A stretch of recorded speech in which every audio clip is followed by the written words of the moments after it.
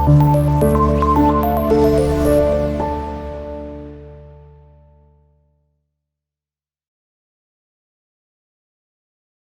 morning friends. Have you watched our last two videos on GST? Not yet? Watch it now to get an insight and to know the impact of GST in the context of charitable organizations. I am Ashish Agarwal from team NGOenabler, and after giving a fair idea of GST in the context of charitable organization in my last two videos, today I will be discussing specifically about impact and applicability of GST on running of educational institutions. Again, the discussion on taxability and exemption of various services provided to and by the educational institutions shall be discussed in my next video. So keep tuned to our channel and don't forget to subscribe it for more such interesting topics. To start with, let me give you a brief background. Education sector is not only one of the most important and major sectors of Indian economy, but with increased awareness, it has also become one of the fastest growing sectors in the country. Under various articles of the Indian Constitution, free and compulsory education is provided as fundamental right for children up to the age of 14. However, taxing the education sector has always been a sensitive issue, as it is looked upon more as a social activity rather than a business one.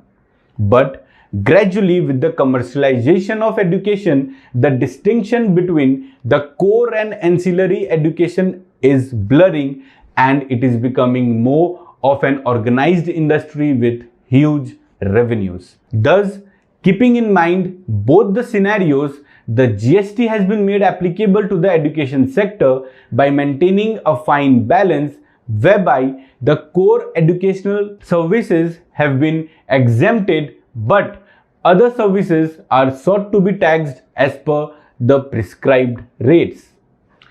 Education services are classified in heading 992 as per the notification number 11/2017 and are further subdivided into 6 groups comprising of pre-primary, primary, secondary, higher, specialized and other educational support services. Moving on to the topic, first let's check the definition of educational institutions under GST and the criteria for its exemption. Educational institution means an institution providing services by way of preschool education and education up to higher secondary school or equivalent, education as a part of curriculum for obtaining a qualification recognized by any law for the time being in force, or education as a part of an approved vocational education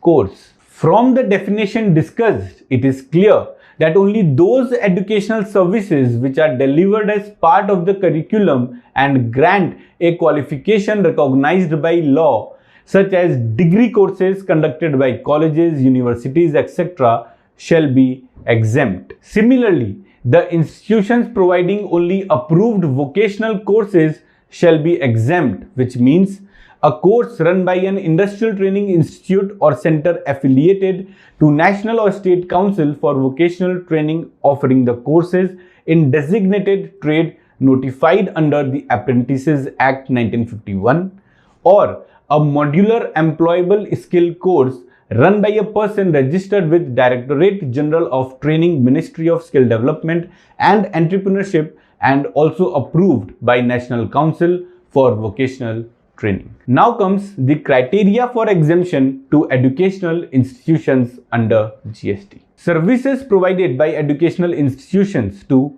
students, faculty and staff. I repeat, services provided by educational institutions to students, faculty and staff are exempt from GST.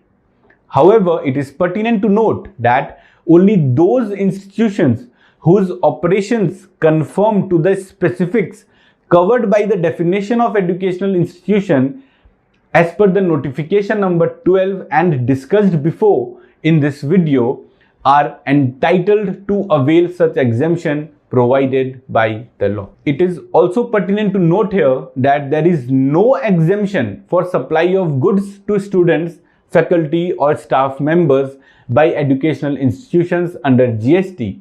Only services have been mentioned in the criteria.